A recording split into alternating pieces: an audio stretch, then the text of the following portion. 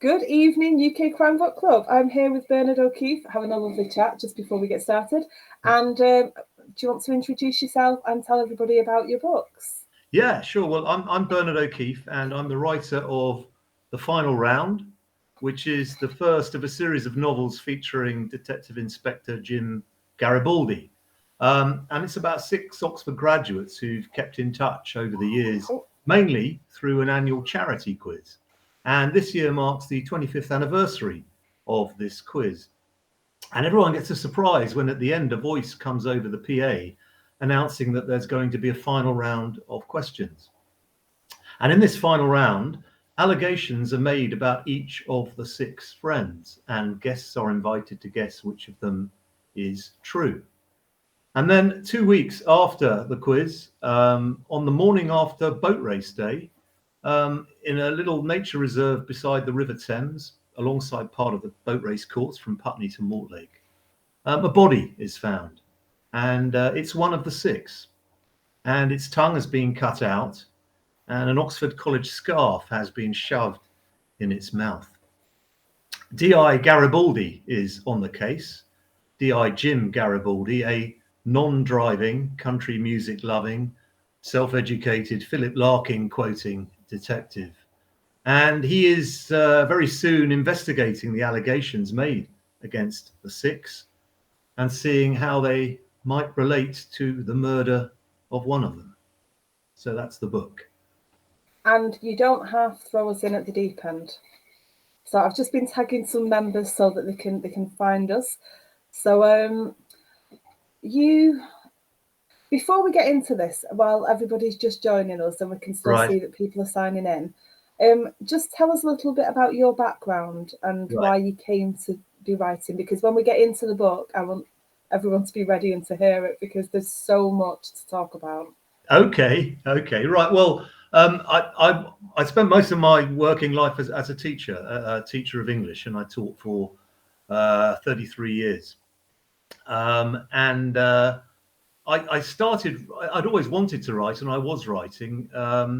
And I actually did publish 2 novels before I actually, as it were, turned to crime. In those, why did I turn to crime? Why did I start writing crime fiction? Well, those 2 novels were very different. One of them was an adult contemporary comic fiction in the Nick Hornby mode called No Regrets, and the other was a young adult novel called 10 Things to Do Before You Leave School. And I realized looking back on them that I'd done the same thing in each of them. I'd actually withheld information from the reader and then revealed it at quite a late stage in the book. And I'd also kind of planted clues throughout the book as to what that revelation might be, which of course is exactly what you do in crime fiction. So I think I'd always wanted to write crime, mainly because I think in crime fiction, there are a couple of things that I think are quite important about it. I think whenever you read a novel, you turn the page because there are certain questions you want answered: who, what, where, why, when, whether. In literary fiction, those kind of apply, but sometimes they don't apply in a very strong way. But in crime fiction, those questions are very much prioritized. And I think that leads to a kind of page-turning effect that you don't always get in literary fiction. And I also think that in crime fiction, the entertainment of the reader is prioritized in a way that it isn't always in literary fiction. So that I'd always wanted to write. I think I'd always wanted to write crime fiction. And I came to it, well, I started really after I retired, but it was looking back on the 2 that I'd already written and realized the bits of them that I really enjoyed. And I think that led into The Final Round and Garibaldi. Well, Garibaldi is an interesting name as well. Obviously, synonymous with biscuits, but it's not really where it comes from, is it? No, well, this is interesting because when people say, where did you get the idea from the book from? Where did it come from? The first thing that came was actually the name, Garibaldi. And it's kind of quite an interesting story because my wife was researching her family tree. And she was looking at one side of the family, which is a very Cockney side. It was East End, going all the way back as far as you could trace it. And she was looking at the details of a Joseph Baker, who was born in the East End in 1861. And as she was researching this, she actually discovered that Joseph Baker's full name was Joseph Giuseppe Garibaldi Baker. And this was a cause of great excitement because we thought, well, hang on, is there a hidden Italian side to your family? Was there a mysterious Italian lover or something? And when we looked into it, it wasn't quite as romantic as an Italian lover, but it was pretty interesting because in the mid-19th century, Giuseppe Garibaldi, the hero of Italian unification, was a huge figure. There was kind of Garibaldi mania in the country. I mean, people flocked out in thousands to see him when he came over here to visit. And there were cups, there were tankards, there was memorabilia, and there was real kind of mania. He was like a cult-like adoration of this figure, to the extent that people were actually naming their kids, giving him their name as a middle name. It's a bit like when people used to name their son and give the middle, or daughter give the middle name, the names of all the 1966 World Cup team or whatever. But they would do this, and so there was something about this name, Garibaldi, and I liked the name, and there were several reasons I liked it. Well, one is obviously I could remember the biscuits, the squash flies biscuits, as we used to call them. But it also reminded me of another real influence on the book, which is Montalbano. Very similar name, Italian and 4 syllables. So it was the first thing that came was the name Garibaldi. And I mean, I've got Italian blood in my ancestry as well. So that's really where it came from. It was just this extraordinary discovery that Garibaldi had been such a big. I mean, I discovered all kinds of things about him, like Nottingham Forest play in red shirts because they were inspired by Garibaldi when he visited. And the Nottingham Forest Supporters Alliance is called Forza Garibaldi.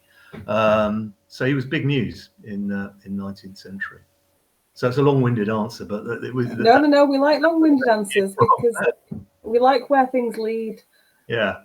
Yeah, like to follow that synaptic pathway of, well-worn stories that have then come out for us. We like that. We like that a lot. So when I said you throw us in at the deep end, you really do. So you open, gorgeous day by the river, and it's the Oxbridge, it's the Oxford and Cambridge boat race, and you really set the scene beautifully, and then you spoil Nick's day. Yeah. Was that really intentional to kind of lull us into, oh, isn't this lovely? Yeah, well, I it think isn't. so, 'cause, I mean, it's. I mean, the thing about the boat race is, I mean, I live in the area where I've set it, and the boat race goes along the Thames, kind of just walking distance from where I am. So I always used to go down and watch it. I never thought much of it as a sporting event. I only enjoyed the ones where they sank and crashed and stuff like that. But I mean, huge numbers come to watch it. Thousands. I mean, the number of people who are on the banks to watch this race between two rowing crews is extraordinary, and it's a very sort of traditional English setting. So, and then I actually wrote that quite early on, was a description of the boat race, and then I also, knowing the area, I thought of a very good place where a body could be found, which is this nature reserve, which actually is right next to the Thames, so the crews would have gone past it, and that's where this body is found the morning after boat race day. And of course, the reason I chose boat race day as well is because I thought of boat race day as a starting point, and then I thought, well, Oxford and Cambridge, why are people so obsessed with Oxford and Cambridge? They go on about it the whole time, and it's kind of like this ridiculous place it occupies in the national consciousness. And then, so I thought of that, and then I thought of a group of Oxford graduates who might have kept together, etc., etc. And so that's how it all fitted, and that's why, him being found with a Oxford College scarf shoved in his mouth actually ties up with the boat race thing. Yeah. Before we were live, we were saying that although the murder is obviously brutal, murder is not a gentle act, no matter what the genre, whether we're cozy crime or murder is murder. It's not a sensitively done thing. Yeah. However, you do keep the darkness off the page in relation to the actual act of the murder. What we see is kind of the before and after, but not the actual act. Yeah. That's deliberate, really, because the kind of stuff I write is not really stuff that will have graphic descriptions of violence graphic descriptions of the act of murder. So although my name on the cover is drenched in blood, it's and although the murder itself is very brutal, as you say, you don't actually see it. And as you read through the rest of the novel, I mean, there isn't an awful lot of violence in it at all, and largely because the people that Garibaldi is dealing with are this kind of privileged, self-important, sometimes very irritating, pompous Oxford graduates, many of whom are living in a very salubrious, wealthy area, which is Barnes. So it's kind of moves into that kind of territory. And one of the reviewers picked up on that and said that, that there's as much interest in he called it kind of a satirizing of kind of self-important middle class as there is in actual the crime. Yeah. I really do like that when Garibaldi's dealing with them in certain ways. Obviously he's going around interviewing people or chatting to them more than interviewing. After the murder, and the self-importance. Yeah. Obviously is abrasive to him, and he handles it in a really humorous way. Yeah, well, that's the thing about Garibaldi is that he, for reasons that come apparent as the series goes on, he didn't go to university himself. But when I say self-educated, he's very, very learned, very well read. And so he gets quite irritated by these pompous Oxford graduates who think they know a lot more than he does. And there are occasions when he actually trumps them with his knowledge and his references and his quotations. And the other thing about Garibaldi is, again, for reasons that aren't explained in this first book, but which will become clear as the series goes on, he can't drive. I call him the only cop in the Met who can't drive a car. That's probably inaccurate because there are probably many, but he does go around as much as he can on a bike, and he is driven to places by D.S. Millie Gardner. And he himself didn't go to university, and he's very conscious of that. And he still harbours an ambition to jack it all in and go off and be a mature student. But he does get very irritated by the attitude and the sense of entitlement of some of these people he's dealing with. I mean, some of the six are actually quite famous, quite well known. I mean, one of them, Melissa Matthews, who organises the quiz, is a famous newsreader, and she's married to a best-selling novelist, Greg Matthews. And one of them is the headmistress of a very prestigious girls' school. One of them's a solicitor, one of them's a journalist, and poor Nick as well. What's he been up to? It's not really clear. Yeah, he did work in the city at one stage when it was booming. Yeah, it's not. Yeah, there's some things that I can't say there. Yeah, but I wrote down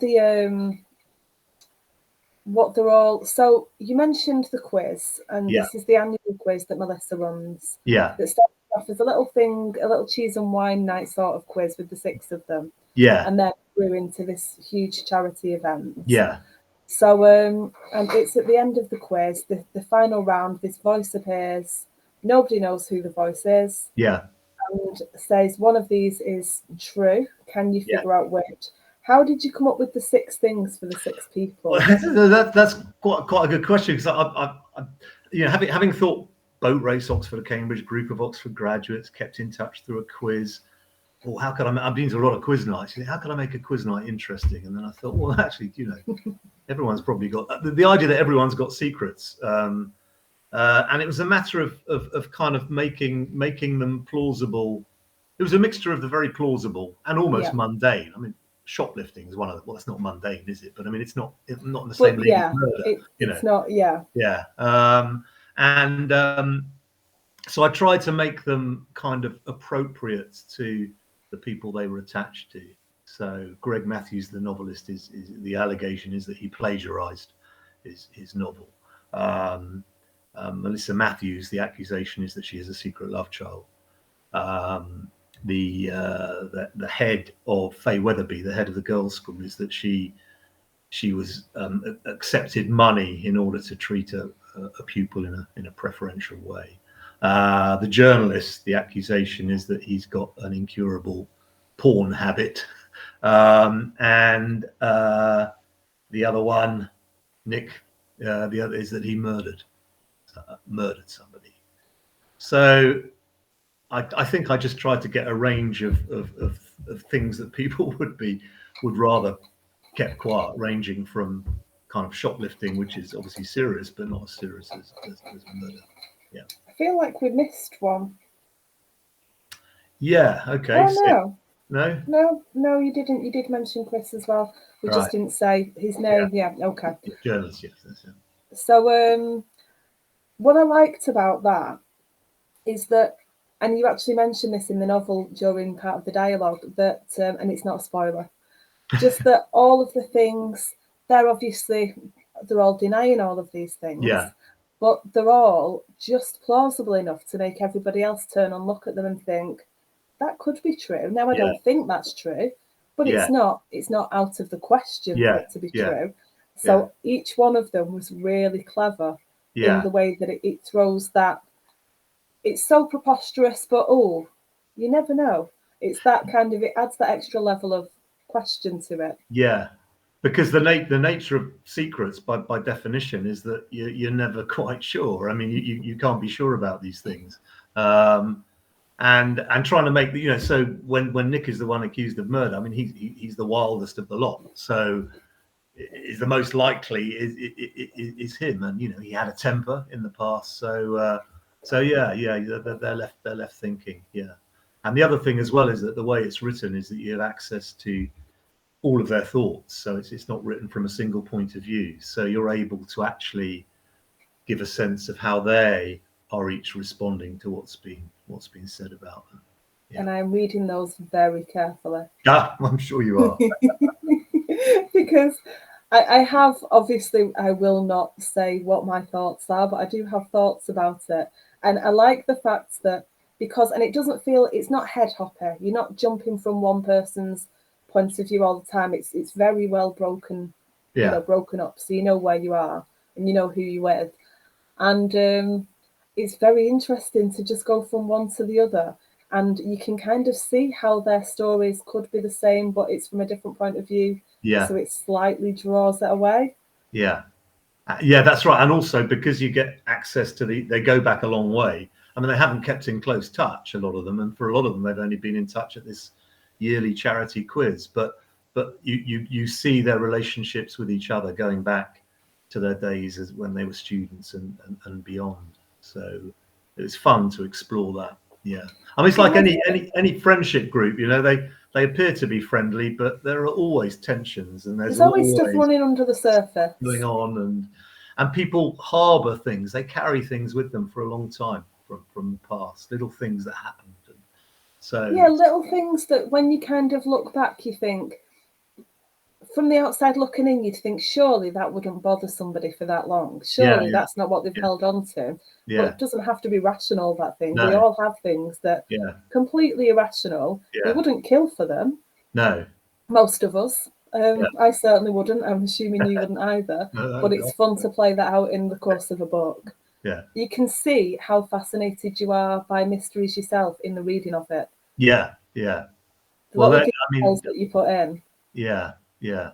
I mean, the influences on it. I mean, obviously, I do read a lot of crime fiction, but the two really strong influences on it were probably Colin Dexter's Inspector Morse series. I mean, when I was a kid, I read quite a bit of Agatha Christie and Conan Doyle, but I think it was reading Morse and Colin Dexter really kind of got me really engaged with crime fiction. And then more recently, it's Camilleri's Montalbano series. And I was particularly influenced by Montalbano because Camilleri didn't start writing. His first Montalbano novel was published when he was nearly 70. So, and I've obviously started after I've retired. So I hold him up as the perfect example of the late starter. But he started at 70, and then until he died last year, I think he wrote about 30 novels and he was incredibly prolific. So yeah, the twin influences are probably Morse and Montalbano. I look on Garibaldi as the bastard son of Morse and Montalbano. I like that. Did you know for a long time that you were planning to write once you retired? Because obviously teaching, very busy job. Yeah. I know there are teachers who write. I know off the top of my head, Chris MacDonald, right, successful author. and also a teacher. So Yeah. there's plenty more in the group as well. But did you ever consider doing both at the same time, or did you? Yeah, well, I mean, when I brought my first two out, they came out while I was still teaching, and what I used to do was I used to use the summer holidays at getting most of it done. I was useless at getting stuff done in the evenings after I'd been teaching, because I just felt so kind of exhausted, Yeah. not really having the energy for it. And the thing about teaching English as well was that it cuts both ways. I mean, it helped in that it meant that I read an awful lot, and it meant that I was looking at how books worked and stuff, and looking at the things that were good and things that were bad. But on the other hand, it could have a really inhibiting effect, because if you're spending the day teaching stuff like Great Expectations and The Great Gatsby, you come back and look at your own offering, you think, well, how great is this compared to that? Well, and it doesn't really stack up. And the other thing is that when you're kind of on a daily basis discussing literary texts, it can kind of stifle the creative instinct. And also when you're looking at a load of kids' creative writing and covering it with red ink, that can be slightly inhibiting as well. I mean, I think for a teacher getting edited is always quite difficult, because you're getting people correcting you. Yes, it's revenge. Yeah. It's what comes around. It's karma. You've doled it out for 33 years, and then you write a book and you get the copy edit back, and it's kind of revenge. So it cuts both ways, really. I think it was helpful in that I was looking very closely at books and how they work, but I found it a bit inhibiting as well, which is why I used to leave it till summer holidays, when you got this stretch of 5, 6, 7 weeks to get stuff done. And I think that's where I did the bulk of the first two. I'll make a good start in the summer holidays. And so and when I retired, I didn't know I was going to start writing crime fiction. It came to me quite late as retirement neared, but I had this list of things that I wanted to do, as I was saying yesterday, like learn Italian, take up yoga, play the piano, that kind of thing. And did you keep up any of those? I already know the answer to this. I think I've probably been, I think crime fiction has been more productive in that I can hold that up and say, there it is, I've done that. Whereas my Italian isn't too great, and I stopped doing yoga a while ago. But I mean, getting back to Garibaldi, there are bits of Garibaldi in me quite clearly. He's of Italian ancestry, he's Italian Irish. I'm Italian Irish, but he's got it the other way around. His father's Italian, hence the name. It was my mother that was from Italian blood. And people always ask. I mean, when I wrote my first novel, which was first person, people always ask, "Well, it's you, isn't it? I mean, you've made anyone up? That's you, And they ask the same about this. And there is quite a bit of Garibaldi in me. Certain things. I mean, I don't drive for reasons. I don't drive. Oh, well, there we go. Club. I have no spatial awareness. Well, I can't walk in bare feet without walking into things. So, have you taken a test at all? No. Oh well, because I've got no spatial awareness either. I took 3 tests, and on 2 of the 3, the examiner had to grab the wheel to steer it away from parked cars. So wow. And I just thought, it's probably not for me. The world. I think I would rather be driven to places and do what Garibaldi does, have a drink. Yeah. Don't have to worry about that. I never have to think about the fact that I'm going to be in control of driving other people and keeping them safe. Yeah, that's right. Well, I'm the same. So like Garibaldi, I don't drive. He likes music, likes a lot of country music, which I do as well. And he is he's a QPR fan, which I am. But I was going to ask you that. Yeah, no, yeah, but it kind of stops there. The personal life is nothing like mine. And he lives in Barnes, which I do. So I suppose there's quite a bit of it. Yeah. The other thing I was thinking about teaching is that what you teach in schools doesn't necessarily always represent how the writing world works. For example, we used to have to teach said is dead.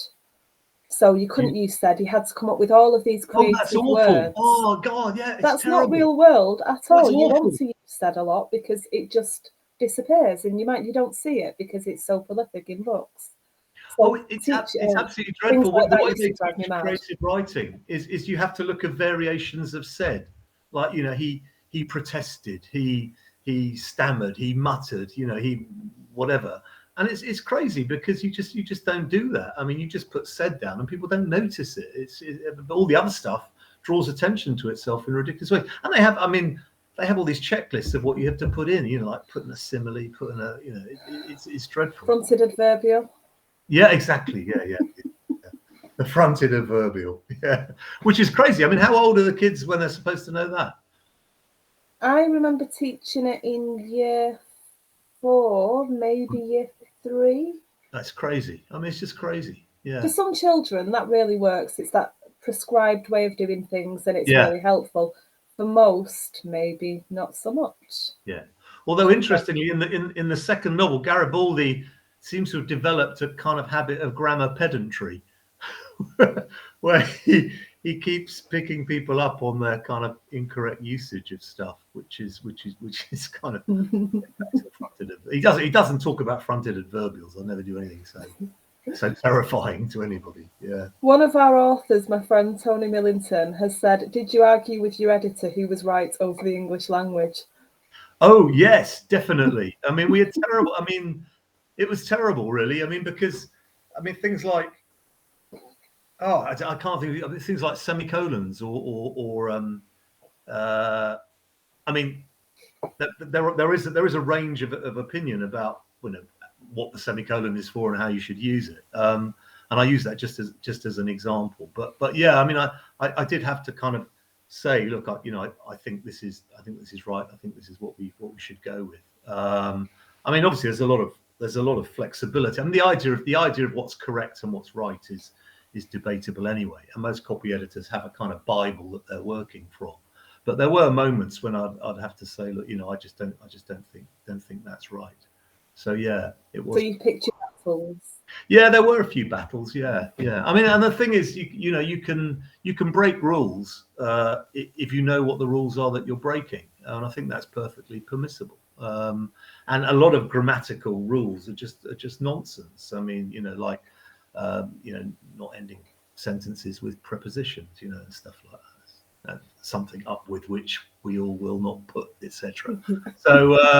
So yeah, it was difficult. But as I say, as a teacher, it was particularly difficult because you spent your life correcting other people's work and then not being argued with about your own. And then yeah, that's right. Yeah. So yeah, there were a few rows about that. Yeah.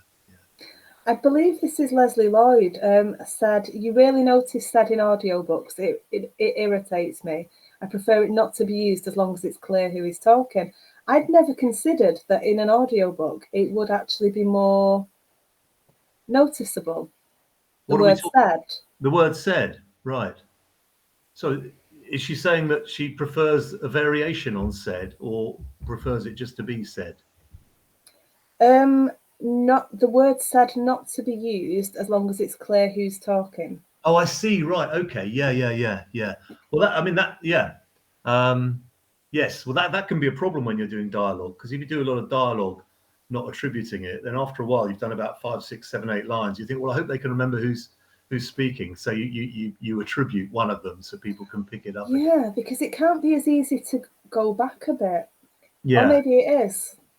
Well, sometimes when I've to go back, when I've got a stretch of dialogue and I haven't, said Fred, said Bill, I haven't got it in, I've gone back and thought, actually, will they be able to follow that?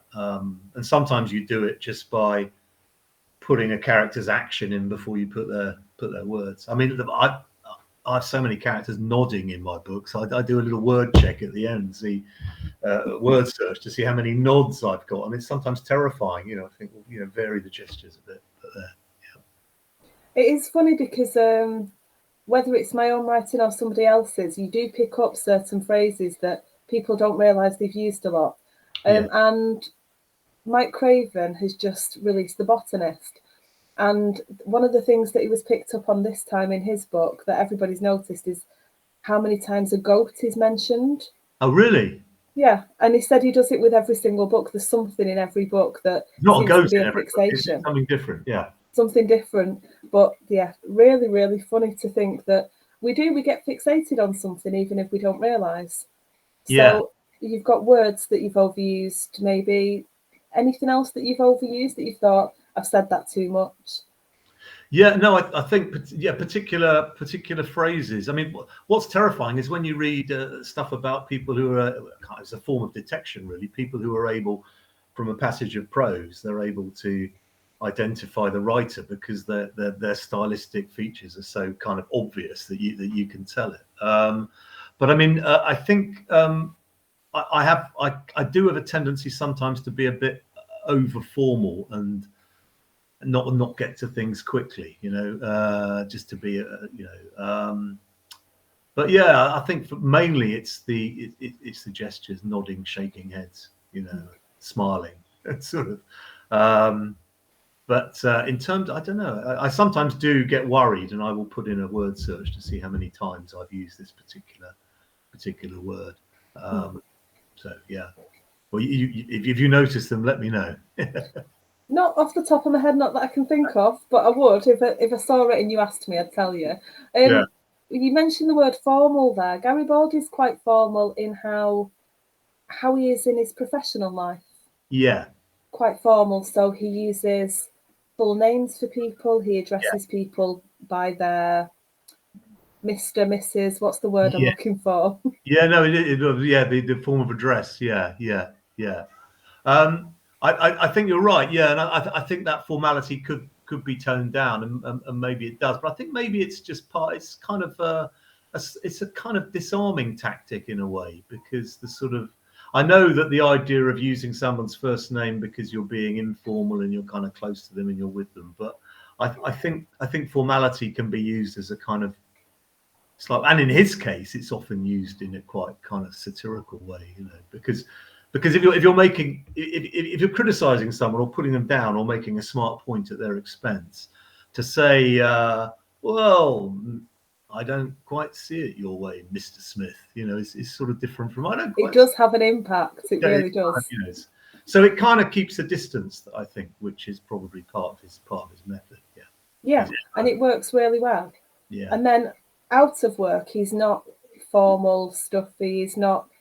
He's far more laid back and looks like he could blend in any room, in any situation. You find that he can literally just sit and have a conversation with anybody, and it'd be quite a comfortable thing. Yeah. So it's really nice seeing the different sides of his personality mirror each other. Right. Yeah. And of course, I mean that's going to develop over the series as we find out more about his personal life, and as that develops as well. Yeah.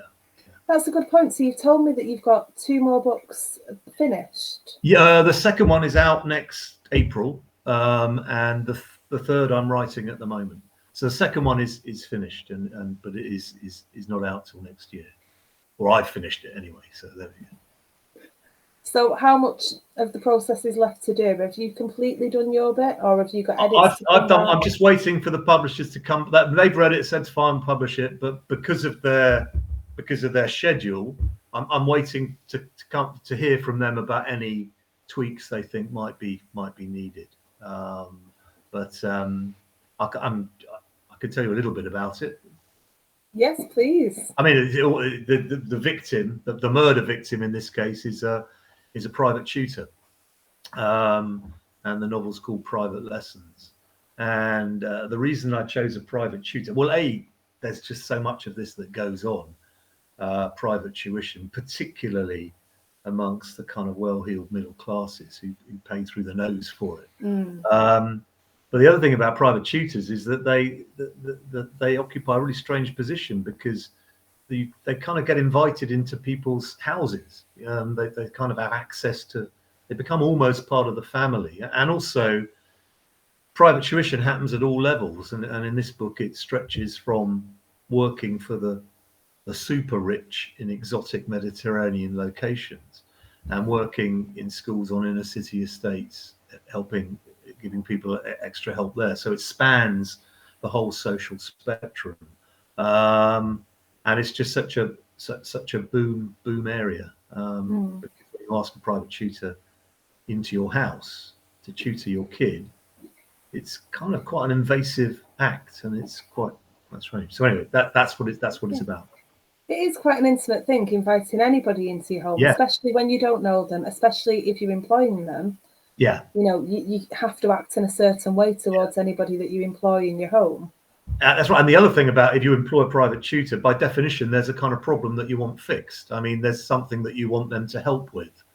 And in most cases, it's help with exams because you've got to get the grades, etc., etc. So there's an awful lot of anxiety in families around, the need for extra help and for tuition. So, and there's the relationship, obviously, between the parents who employ the tutor and the kids who are actually tutored.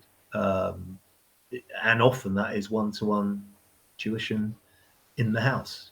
So when a private tutor is found murdered, you're looking in quite a lot of directions to see.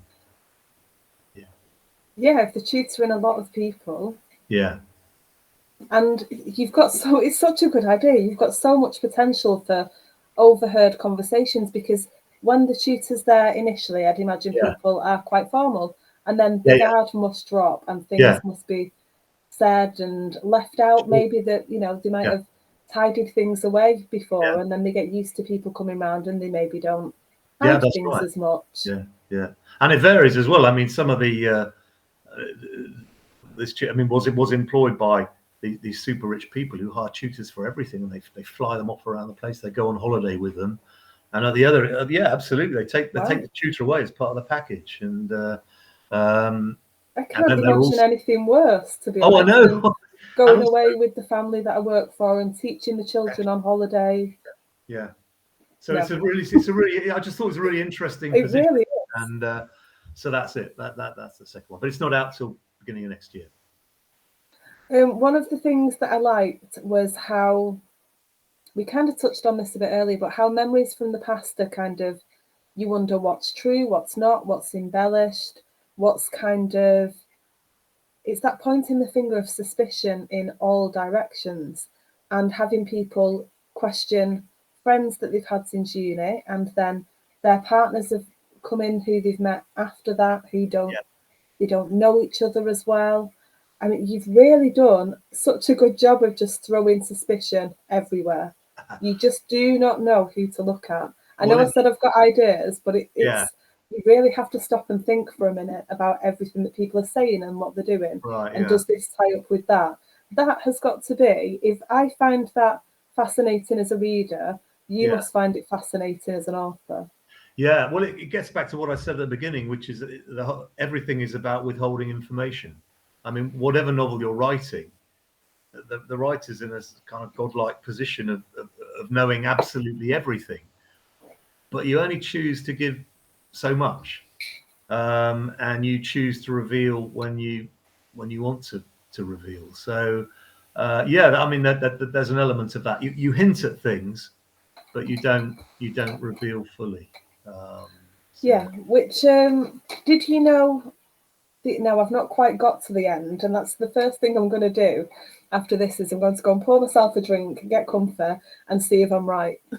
That's what I'm going to do. So when I'm thinking about it again now, and the different little things that I think I've picked up, but then I think, well, it's probably not even going to be that. You're probably going to have layered some things in that I've kind of read over the top of, because you've pointed me in one direction. Have you sent me the wrong way? Yeah, well, no, that word pointing in one, I mean, misdirection as well is, I mean, it's how jokes work as well, is misdirection. You send them in one way and then you take them another. So yeah, you're doing a bit of that. I mean, my guess is that you will, I mean, I've no idea, but you'll probably be right in your instincts, but I think there might be a little surprise after that. Yeah, I will. I'll let you know once I finish. Yeah, do. Yeah. I'm intrigued, and especially with the premise of the second one now. So they are the murders that you've come up with, the scenarios and the people. How much thought did you put into that? Because they are quite different than other things that I've read. What, you mean the murders themselves? Or not just the murders, but the murder is. Do you want to tell us about the murder at the beginning? Well, I kind of did it. I mean, there's nothing more to say apart from the fact that the body is found, its tongue has been cut out, which is pretty gruesome, and an Oxford College scarf shoved in its mouth. I mean, the idea of the tongue is it's associated with somebody having spoken out of turn, which yeah. so therefore it does link to the notion of these allegations. And is this linked to somebody having said those things, whoever said those things, at the quiz? So I think what happens with it is that, I mean, and it's the way I write as well, is that I think of something and then I kind of just try and add layers to it. And the question, often you're asked the question about whether you're a planner or a pantser, whether you have it all mapped out or whether you do it instinctively. And I think what I try and plan, but I kind of always sabotage myself, because I find one of the most useful questions to ask when you're writing at any stage is what if, what if, what if, and so you're constantly thinking of other possibilities. And what I try to do, doesn't always work, is that when people say, do you know what's going to happen at the beginning? Do you know who's?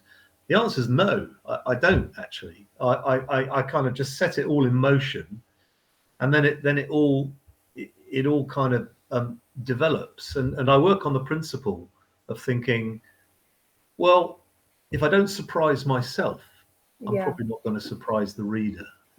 And the danger of having it all planned from the beginning is that in the writing, you're not actually opening yourself up to any surprises. I mean, it's a bit of a pain, because if you change who's the murderer is halfway through, it's like one of the kids' games when you've got all the things, and if you pull one out, the whole thing collapses and you have to start again. Or like knit, not like a knitter, but if you knit something and you drop a stitch, you have to go all the way back. So if you do that, it's kind of high stakes, because you have to go back and reconstruct the whole thing. But with the with the one I'm doing at the moment, the third, I mean, I kept changing my mind all the time, and kind of sleeping on it and thinking I'm still not sure, and then that hopefully there does come a moment when it clicks and you think, no, I think that's it. But yeah, I can't remember what the question now was, but it was about how I come up with the things. Think of a situation, then try and complicate it by thinking of something else. So the fact, I mean, you could have had the body just found stabbed, but the again, I don't really go in for gruesome stuff, but the tongue and the scarf is adding 2 extra layers to it, which point you in particular directions. So yeah. So Aggie's asked, are your books gory? For me, I don't think it is gory, even though we see Nick, his death is described, and obviously there's a post-mortem where we find out a couple of extra things. And I wouldn't say it's gory. No, they're not. They're not gory. They're not. No, that's not my thing. I mean, I think the stuff I'm writing, that there are going to be murders, and there will be bodies, and there will be corpses, and there'll be pathology, etc., etc. But that's the kind of starting point, and that's the problem. So I'm not a serial killer kind of guy, as it were. Do you think you'd ever do that?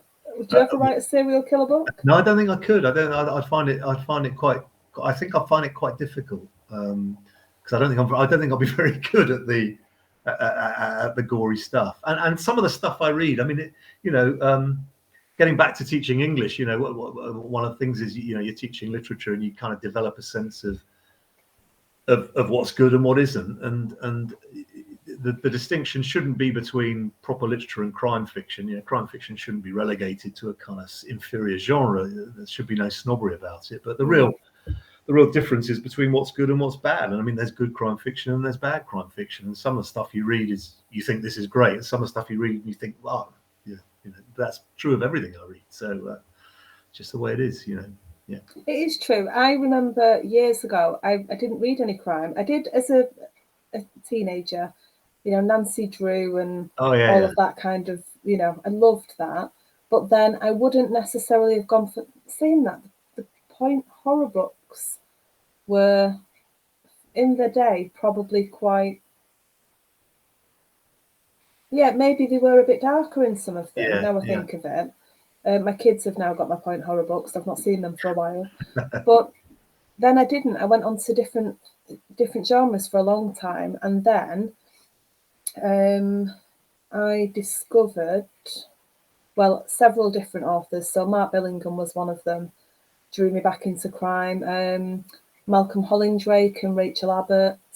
I bought a Kindle, and I went through the series on the Kindle, and yeah, it is funny how your tastes change as you get older.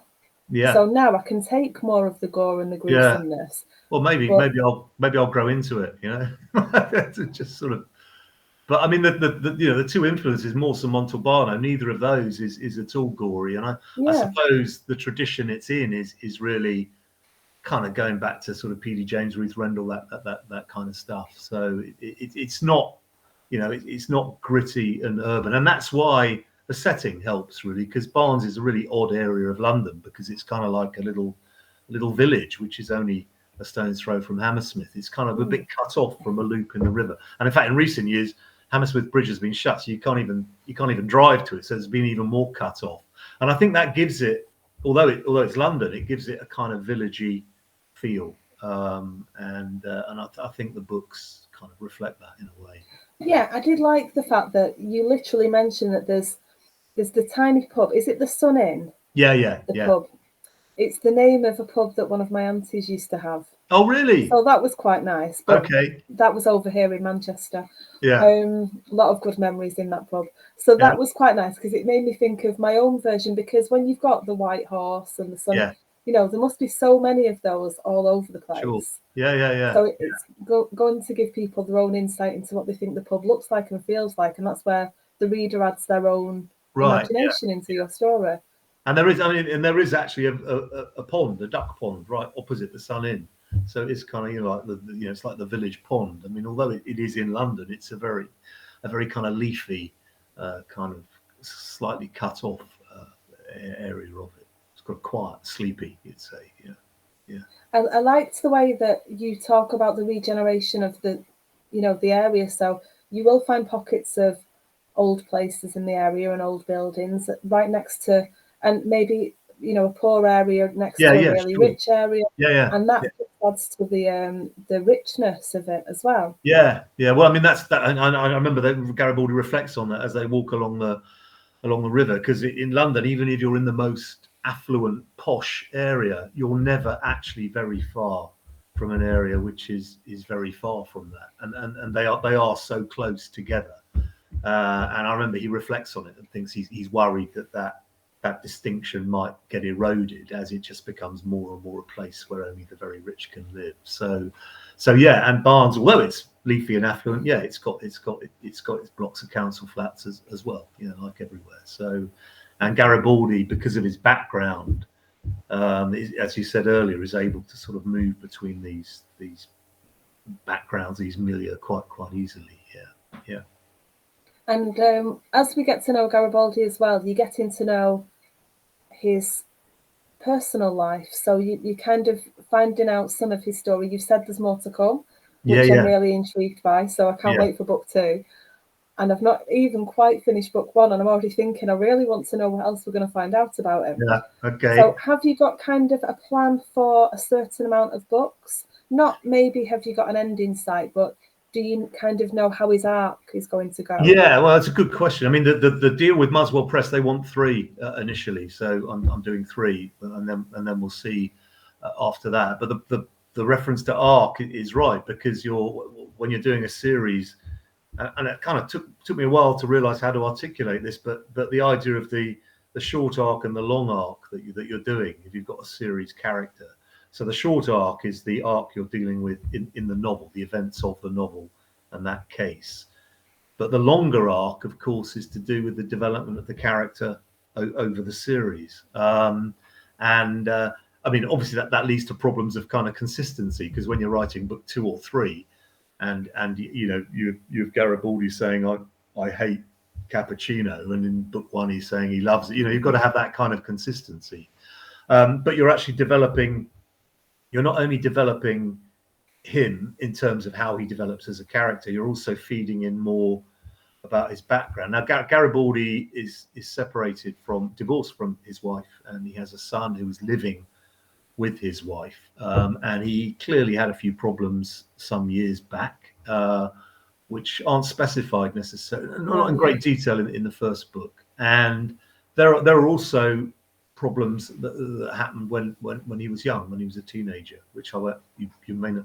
I don't want to ruin it if you haven't read. So you learn more about his past. For instance, in book 2, you discover precisely why he can't drive, and it's not like me because he's got no spatial awareness. It's something else. And so you do learn more about his background. And in this novel, in the final round, he's at the beginning of a relationship with Rachel, who is one of the few people he knows who also likes Townes Van Zandt, who's a great country music singer who he's fond of. So the short arc and the long arc, it's two things you're dealing with. You're dealing with the plot and the events of the one novel, but you're also thinking about the development of the series detective and his life, and how much of his background you're going to reveal, and when you're going to do it. Yeah. I like Rachel. She comes across really well. So obviously I don't know how the book ends, but where I'm up to now, they've kind of bouncing really well off each other, getting to know each other, and it seems to be a really good fit. And it seems to be quite just natural, not really many nerves in it. It's just kind of flows. And I like that. I think he needs something stable and sensible, and it's nice. It's nice because I think when we first meet Garibaldi, he's slightly surprised that he's with her, but it's all happened for him very naturally and easily, which is and that's part of what kind of carries him through this. But I won't say anything more about what happens. But anyway, So yes, it's good. He's had tough times, and of course he's also got his relationship with his sergeant and his DCI as well. And because he doesn't drive, because he doesn't drive, he's driven around by DS Millicar. Yeah. And in the front seat, that's where they exchange a lot of confidences. There's something about when you're not facing somebody, but you're facing the other way and you're talking, that makes it easier to reveal and say things. I mean, that's why when a lot of people are walking together side by side, not facing each other, they find it much easier to do that. And Garibaldi feels the same with his son Alfie, because they share QPR as an affliction or whatever it is. But of course, when you're watching football, it's a bit like the same principle of sitting side by side in a car. You're watching the game and you're looking there, not at each other, and that sometimes makes it easier to open up. So it's interesting, isn't it? Because that's a kind of intimacy that I'd never really thought about until I was reading today. And I was thinking about it because we always associate this deep, prolonged eye contact and things like that as an intimate act. But actually, that's very intimate, sitting at the side of somebody for 8 hours a day. Yeah. Or even a few hours here and there when they're driving around in the car together, or at the football. If it's Garibaldi and Alfie, that is such an intimate thing, because you're also seeing the world the same. You're both looking at the same things and hearing the same things because you're in the same place rather than focusing on each other. It was really interesting. It kind of takes the pressure off things, because because eye contact can be quite kind of intimidating and people can feel uneasy. But when you're actually talking while you're doing something, and it's another problem that writers have, is that when you want two characters to have a conversation, are they just going to have a conversation on the phone, or are they actually going to be doing something? And sometimes when I'm writing a scene and it's conversation, I think, well, actually, do you know, why aren't they doing something? What could they be doing to have this conversation, rather than just having the conversation and getting it straight at you on the page? And sometimes it can change it, and it can open things up. But yeah, I think this whole idea of side by side, avoiding eye contact, you tend to reveal things a little more easily. Yeah, you don't feel like you're being watched. You're not under that scrutiny. Yeah. So I liked that, because it's not something I'd ever thought about. So I thought that was great. And having something to do in a scene, I suppose it's the reason that on TV there's always somebody making a brew, or the folding the washing. They're doing something, because if they were just sat talking, Yeah. it would be dull. But there's a scene in Only Fools and Horses where Yeah. Del and Rodney are getting drunk and trying to write a screenplay. Yeah. So, and even that, there's the laptop in front of him. Is it a laptop back then? It's not going to have Probably been wouldn't have been, would it? No. He's got a typewriter. Right. And then they've Okay. got all these different drinks. And did you watch Only Fools and Horses? I did. I can't remember this bit though. Yeah. Yeah. So they're in dire straits as usual, trying to earn Yeah. some money. And there's all these different, cocktails of Dells on the table, and Yeah. they are it is really funny, but it makes you think of just sitting and having the conversation. It's just not as interesting as No. you get to know the character through their actions as well. Yeah. Yeah. Yeah. So it's a lot to think about for you authors. Yeah. Well. Yeah. Yeah. Yeah. You tend just to do it, and it's only when you go back and look at it again, So that whole thing about there's not such a thing as there's only rewriting. That's all there is, So We are almost out of time, but it can't be. That's gone very quickly. It has gone quickly. I knew it would, because we just got on so well from the off, and then I've been reading this book all day. I feel like I've lived in your head today. Oh, that's right. There's room. There's room. I'm going to ask you my two of our group favourite questions just to finish. I ended with these on an interview last night, I think, and I just really like the answers that we get.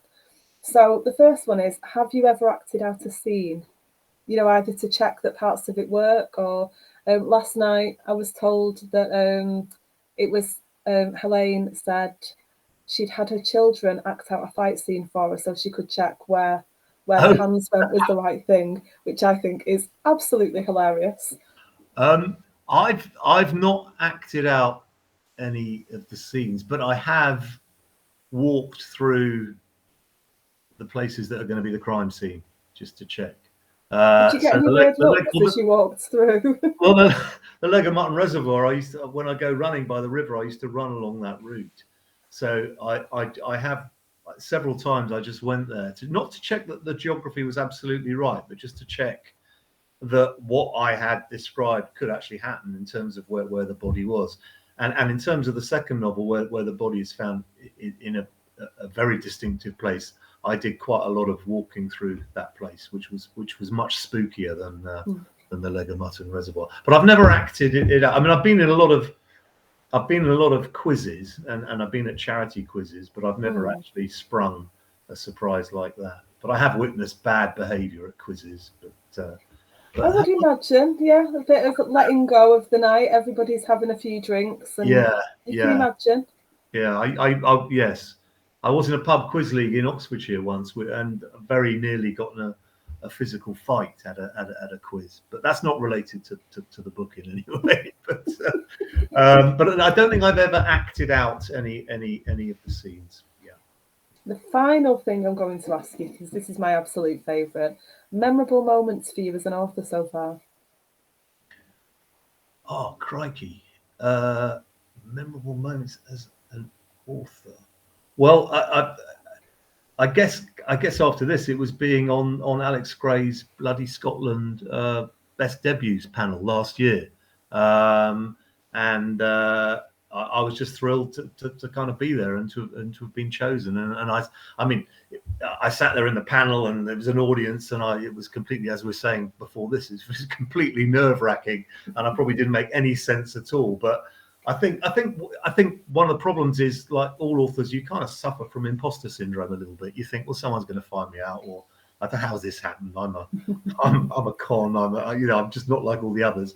And that moment was kind of like validation, really. So that was great. And I think the other ones are just people in Barnes, because it's set in Barnes, and people kind of sometimes know they're just people walking past us saying.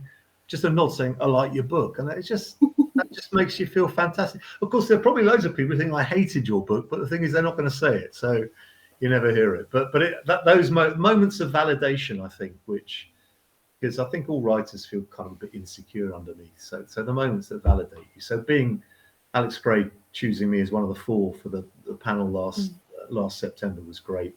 And just those moments when people walk past and say, I like your book. That's great. Lovely. Yeah. Do you want to give us a final reminder before we Yeah, well, it's the final round, and it's published by Muswell Press, available in all bookshops, Amazon, Kindle, ebook, etc., etc. And yeah, and the second one is coming next year. So there it I is. look forward to it. The Well, final. thank you to everyone who's joined us, and thank you to you, Bernard, for a wonderful hour. Well, no, that was great. A real delight. Thanks ever so much for doing this. I really appreciate it. It's fantastic. Well, we hope you come back for book 2, because that gives me more of a chance to actually get it on the reading pile. I'll do it. Yeah, definitely. Thank you ever so much, and thanks for everybody who tuned in and watched. That's great. Cheers then.